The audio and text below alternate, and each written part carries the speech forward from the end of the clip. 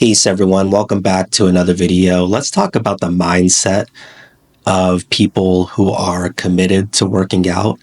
I think it's very important, especially if you are a beginner or you're just even considering starting to work out and you haven't made it to that point yet, because a lot of times people will think, what's the most important thing that I can do to get in shape? Is it free weights? Is it cardio? CrossFit? What type of diet do I need to have? And while there's no neglecting that all of this is important, there's no getting in shape without any of this to some capacity. But my perspective is above and beyond. You want to think about your mindset. How is it that you're viewing fitness for yourself in the short term, the long term? Are you thinking about just losing 10 pounds, 20 pounds? Or are you understanding that this is a new way of living that you want to be committed to for the rest of your life?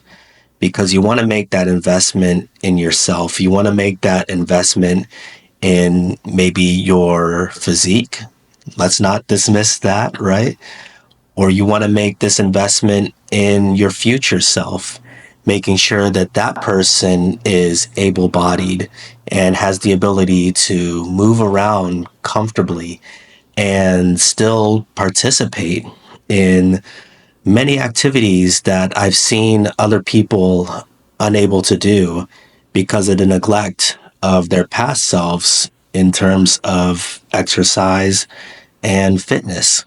And the more you're able to examine this and the more you're able to reinforce why this is important, why this is something you need to be committed to, then you're going to have a much stronger driving factor. Because what I've seen is that people who are committed to exercise, they're always going to find a way, right? It's no accident that there's so many people in prison who are in fantastic shape, and there's other people who have access to the nicest, best facilities, and they're struggling to be consistent. And you may be telling yourself, yeah, of course, they're in prison. They have nothing better to do. But my perspective from my own personal life is, I've been exercising consistently for, I think I'm getting pretty close to 20 years now. I may be a little bit older than I look, but I'm getting pretty close to 20 years now. And there's been times in my life, due to my circumstances, where I couldn't work out at all until 10:30 in the evening, and that's what I did. When life changed, I there were times where I needed to wake up at 5 in the morning to go to the gym. Sometimes I have to squeeze it in during my lunch break. When COVID hit, like everybody else, I didn't have access to the gym, so I started walking. I started doing a lot of push ups, a lot of sit ups, and getting my weighted vest and going out for long walks.